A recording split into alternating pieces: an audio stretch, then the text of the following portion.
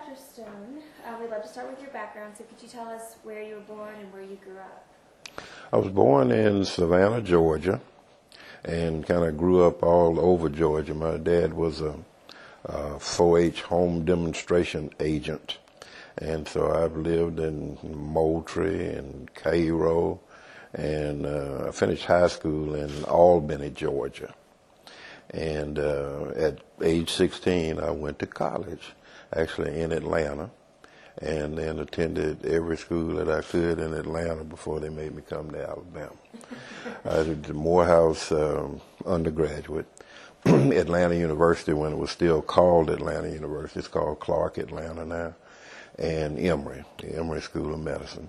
And I finished Emory in '76, in June of '76, and started the family medicine program here at the College of Community Health Sciences in July of 1976. That's great. What interested you in family medicine? Well, it's sort of, I guess, sort of the holistic approach to medicine. Everybody has a bone doctor and a heart doctor and a left foot specialist, but you kind of like to deal with the whole person. And in the context of family medicine, you also deal with mom and dad and the children and the grandkids and grandma. And that sort of concept is sort of out of vogue anymore. The whole thing of continuity of care just really sort of appealed to me. Well, first, what was your family life like? Did you have lots of brothers and sisters? Or? No, I'm an only child, and there's actually a reason that I'm an only child, and it's that my mama got it right the first time. No, somebody told me, say, no, she saw what she had done, and she said, I'm not going to do that again. Found out, too, that later that I was actually a 9-pound, 6-ounce baby, and that might be a reason that I'm an only child. You know, that's a large size for a child. But my mother's a school teacher. My father was a school teacher, and I kind of grew up with with those kinds of aspirations. My paternal grandparents are all educators. My mother's family, not so much, but all held education in high esteem, and thought that my grandmother, who had my maternal grandmother, who had an 8th grade education, managed to see her only child through to a master's degree. And my mama was bound and determined that it wasn't going to take me 10 years to get my master's degree like it did her. She taught school and went to summer school every summer in New York to get her master's degree. And I often hearken to the story of the fact that she taught, my mother taught science in junior high school. And she gave me a stethoscope at, I don't know, somewhere around age 7 or 8. And she also allowed me to get a chemistry set that Christmas. And I used to make the hydrogen sulfide rotten egg smell, but kind of got the hang of mixing chemicals and wondered what they would do. And of course, as in children's chemistry sets, in addition to, you got to produce some result that's tangible. And whether it's making blue crystals where there were not blue crystals, or whether it's the smell, or whether it's the heat that the chemicals generate, it really sort of spurs one's scientific curiosity, if you will. And then there was a stethoscope. You didn't really know what to do with it, but every time you went to the doctor, there was one. So it was sort of reinforcing that. And I don't know, when I went to, and I tell you, I did go to college at 16 on an early admission scholarship. I didn't finish high school. And one of my greatest fears in life in college was that if I flunked out, that they'd make me go back to high school and finish the course.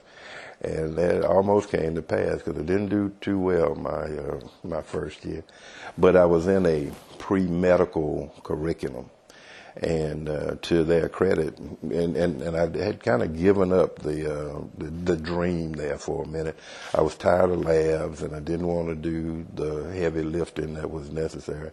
So actually, that was why I went off to pursue the master's program, and then actually ended up teaching for a couple of years until I got drafted. There was a war going on in Southeast Asia, and Uncle Sam decided that he needed my participation. So I lost my deferment status after having taught for about a year and a half. But when I decided later to go to, sorry about that, when I decided to go to medical school, I lacked no prerequisites that the college curriculum had prepared me for all of those things. So how much time did you spend overseas? I didn't go.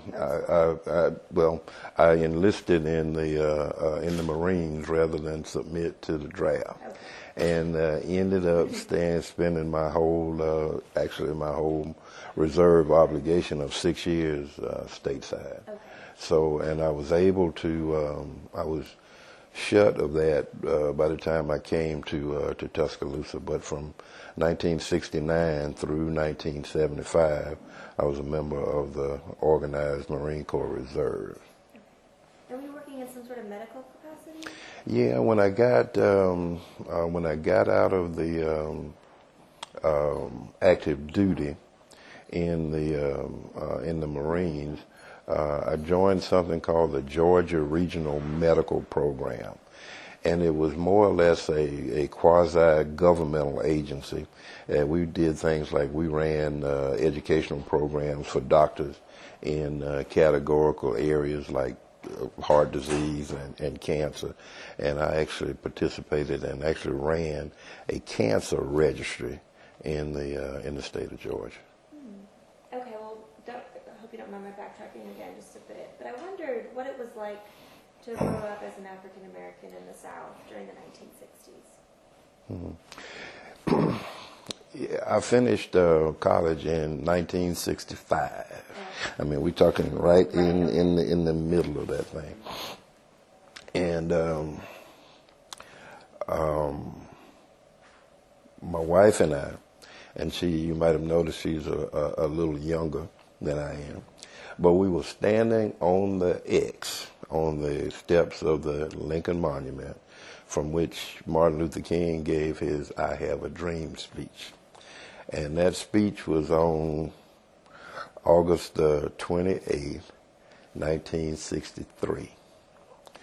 And so the question comes up, where were you on August 28th, 1963? And I couldn't quite remember. It was either somewhere between Atlanta or Columbia, South Carolina, where I had been in summer school that summer. And then the reciprocal question comes, where were you on August 28th, 1963? And the answer was, not even born yet, for another 5 years. So for some of us, things that happened during the 60s were current events and things that you could or could not have participated in, just depending on where you were. And for others, it's all historical. But those were exciting times. When I think back about it, that generation, and I am the 5th generation out of slavery. My grandmother then was the 3rd generation out of slavery, and they understood how the status quo was, and they knew sort of intuitively what things you needed to do to survive. Like, you didn't challenge certain things until you were ready. And I think the readiness came in the 1960s. I participated in sit-ins in Atlanta, I guess that would have been in 1962. And the sit-ins in Atlanta were decidedly different than the sit-ins in Birmingham. You kind of took your own life in your hands when you went to sit-in in Birmingham because there were water hoses and dogs. But in Atlanta, we would go into a restaurant, and the manager would come and tell you that he didn't really serve your kind in here. So we don't really want any of my kind. We just want some chicken. And he would then call the police, and then he was obligated to say to you in front of the police that you were trespassing on his property and would you leave. And at that point, we would lie up on the floor. And the Atlanta police would pick you up very gently and stack you into a paddy wagon like cordwood. They didn't throw you, though. And you would be taken to jail. And then that whole process would start where you were arraigned, and then you were taken to court. And your case was continued every Monday, Wednesday, and Friday. And the day that you didn't show up, you were rearrested for I guess contempt of court. So it was tumultuous times, but it's one of those things that you see if you're allowed the privilege of looking retrospectively at it. It's one of those things that I guess made you what you are. What is your memory of George Wallace's stand at the schoolhouse door? June 11th, 1963.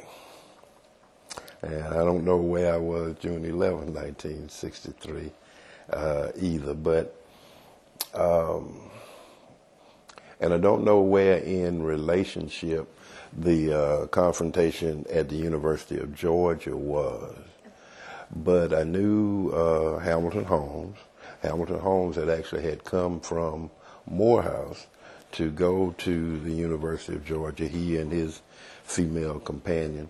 And while I didn't know Vivian Malone Jones at the time, she was actually from Mobile. And I sort of had been in and out of Mobile for a while at that point, but didn't move to Mobile actually until 20 years later. But it was Kennedy's years, and Kennedy gave a lot of people, especially African Americans, hope that things could be different, that things could progress. And when he nationalized or federalized the Alabama troops, and Wallace was there making his speech. And he didn't do the segregation now, segregation tomorrow, and segregation forever in that doorway, like it's often reported. That was during his inaugural speech, was a little bit early. But I had expectations. That it would work out in a somewhat civil manner, and it did. And it's kind of funny to read that the Alabama National Guard had actually been practicing how they were going to remove him from the schoolhouse door if it actually came to that. So I was somewhere in the mix in 1963 and followed it fairly closely. And that's a long time to remember, though. And I was, I was 18 at the time, and not really that much into politics, but, all those things that concern you, you follow fairly closely. Why did you enter college so early? I tested well, and I had in my high school career, I had 3 B's, and the rest of my grades were all A's. And it wasn't that it was an easy curriculum necessarily in that high school. That high school, small high school in Albany, Georgia, I had 2 years of French, I had 2 years of Latin, and I learned how to type. And those actually were the highlights of my high school career. But they had something in those days that was called STEP, and sort of the progenitor to the ACT. And I tested out college grade. And Morehouse had this early admissions program that I was able to enter. The principal of the high school was a Morehouse graduate, and he actually had a son who was attending Morehouse at the time. So I guess there was some influence to be had there. And so it was just time to go. In retrospect, you got more time than you got anything else. And in retrospect, I guess it has turned out okay. But a real social idiot. I mean, we're talking 16 years old and terribly immature and never been away from home, running the halls, running Atlanta as best you could because you didn't have a car and you couldn't get around. Flunked chemistry, got a D in math, and those courses I was doing real well in, I got C's. But again, to that college's credit, the dean calls you to his office, and he tells you, calls you boy, and they could call you boy then. Said, boy, what's wrong with you? Said, we've tested you, and we know that you've got the smarts to do this, but you're just not applying yourself. And then he outlined what I would do to get back in line, and you have no other alternative, and you do what the dean said.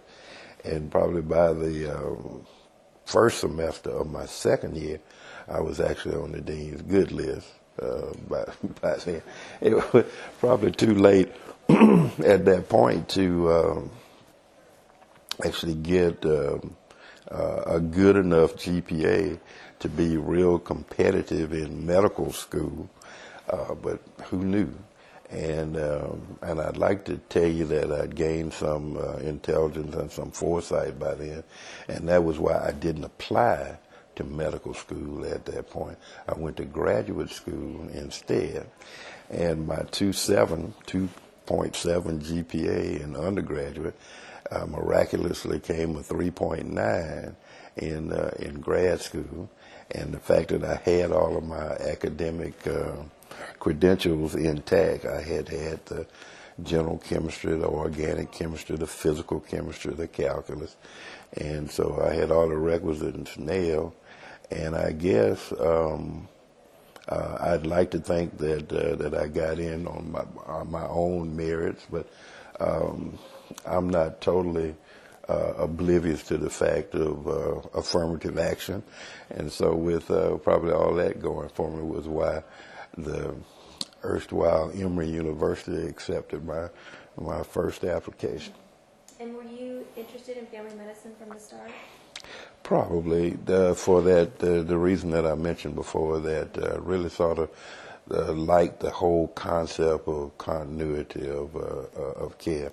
The star, though, at the Emory Medical School was internal medicine, and Dr. J. Willis Hurst, who was a famous cardiologist, and we like to say invented the heart, headed the internal medicine program, and he was some sort of dean. So I kind of vacillated between internal medicine and family medicine, and I made 3 applications for a residency program, and I don't know, I guess it's okay to say Alabama was not my first choice. My first choice was a family medicine program at a place that I really liked, and that was Chapel Hill at the University of North Carolina. Right down a tree-shrouded avenue, and no houses are visible because they're all back off the street with long driveways going back, and that whole atmosphere of academia at Carolina. And then there's Carolina Blue and the Tar Heels and all that. My second choice, because I was wavering, was internal medicine at Emory, at the Grady program. But you really had to be a gunner to do that. I mean, you had to have superb everything. And that wasn't quite me at the time. And my third choice was Alabama. And in retrospect, it's probably the best choice that I ever made. I used to tease them that if I had stayed in Tuscaloosa any longer than I did, I'd be king by now. But it was a new program. The program was 3 years old.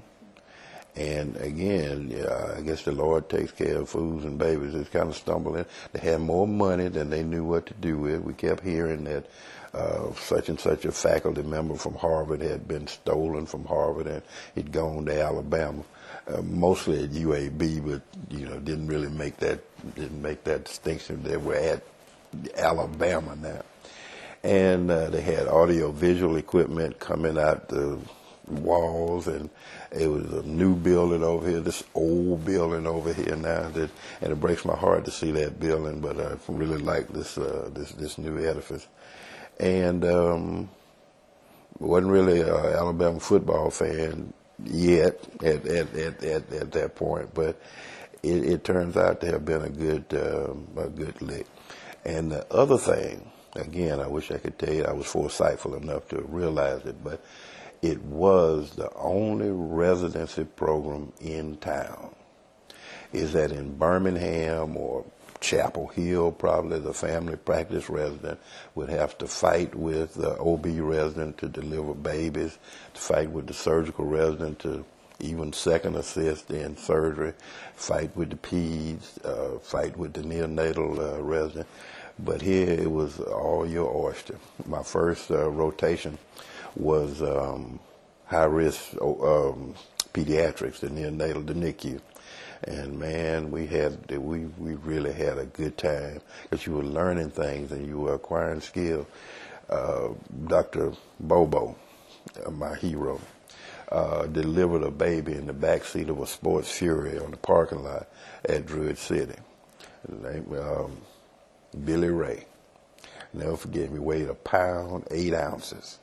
And that was actually my first exposure to all of those intricate procedures, and he actually lived. And Billy Ray, born in 1976, how old would that make him? He's an old man by now, 35, 36, 37 years old, and I really would like to find him. They were from Aliceville, I think, is that Pickens County?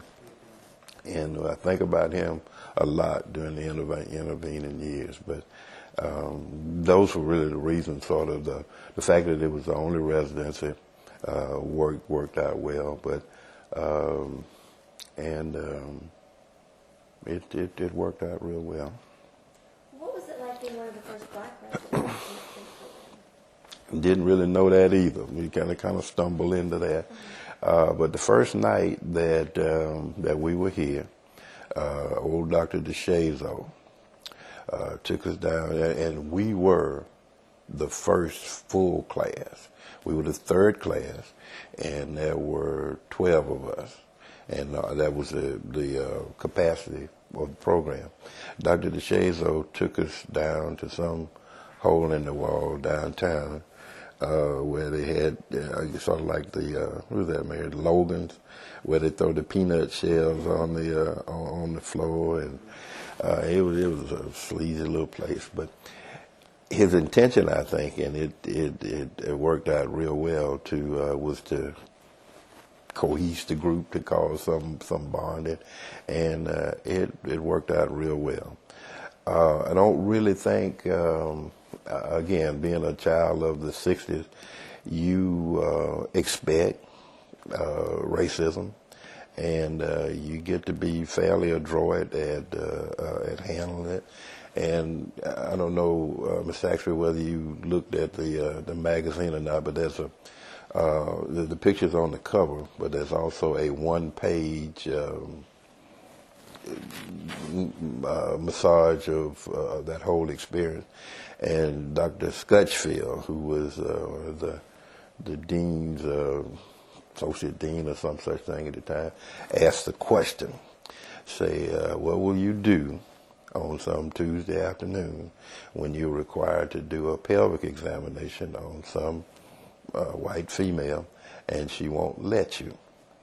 And the retort was, I guess one of the lesser doctors will have to do it. And they kind of got me my little 15 minutes of fame there, you know. So it was not as expected, really, but and all in all, it worked out to be a real good experience. Things like going to once you're allowed to moonlight, we'd work places like well, I guess Gilbertown was a little bit different. We'd go to Gilbertown, we'd go to Fayette. And I don't think we did Utah, but in those situations, you never knew either what to expect, and you find out for the most part that if you have some skill, some talent, it really addresses a whole lot of evils, a whole lot of ills that's wrong with the world, and all in all, it was not a bad experience. Did you feel a lot of camaraderie with your fellow residents? Yeah, we were a tight group. We really were divided into those color teams, the blue team, the gold team, the green team, and the red team. And I was on the gold team. I think Stryfer was on the blue team. But yeah, there was a lot of cohesiveness and a bond that we formed. Anytime, and it's sort of like war, that anytime you have a group of people with similar purposes who face a common adversary, in this case, I guess it's disease and pestilence, they actually get to bond pretty good. What were those teams? Sorry, I don't think I really know. They were just, it was just a grouping that each had a suite. Each team had a suite of officers that was comprised of a nurse and probably a secretary and a tech or an LPN of some sort. And when you saw patients in the hospital, their follow-up was through your clinic. And it was whatever your color-coded clinic was. That was pediatrics and that was OB. But there were the family practice clinics, the family medicine clinics, so red, blue, green, and red, blue, green, gold. Yeah. Could you just tell us about Dr. DeShazer and what it was like to work with him as residency director? DeShazer was probably the prototypical, and that's what we were all going to be. I think the whole intent of the College of Community Health Sciences was to produce country doctors to go into rural mostly and medically underserved areas. And I think Dr. Stryfer chastened me once about the fact that I was going to a place like Mobile. There ain't nothing rural or underserved about Mobile. And of course, he took an academic course rather than the course that some of us took. But that it was going to be training country doctors, and DeShazer was the stereotypical country doctor. He had been in private practice in Jackson for a lot of years, and not that I even knew where Jackson was at the time. But he came with a whole retinue of ideas and things that we should do. And of course, he wasn't as academically astute as some of the people that he gathered around him to be. So you kind of got the best of both worlds. I remember that there was this thing, and I haven't even been able to reference it lately. It was a liver extract called Cudapressin. And Cudapressin was something that you could give to people who had sunburns, and it would make it all better. And I'll bet you it worked real well, and that's why you can't find it anymore. That things work out like that. But I thought DeShazer was, even at that stage, and even retrospectively, DeShazer was probably a good man for that position at that time. And I think also at that time he was the team doctor for the football team. And I mean, that's God's right hand there. It doesn't get any better than that. And I remember that my first day here, he took me down to the practice field. And the bear actually came down out of his tower, that tower they used to conduct things in, and to meet me. And I think I wasn't as huge as I am now, but I think he thought I was a running back.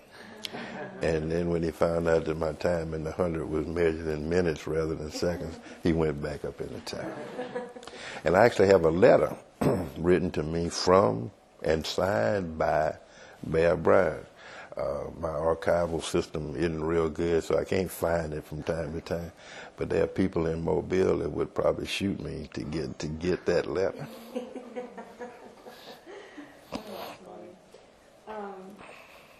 Well, tell us what you did immediately after your residency.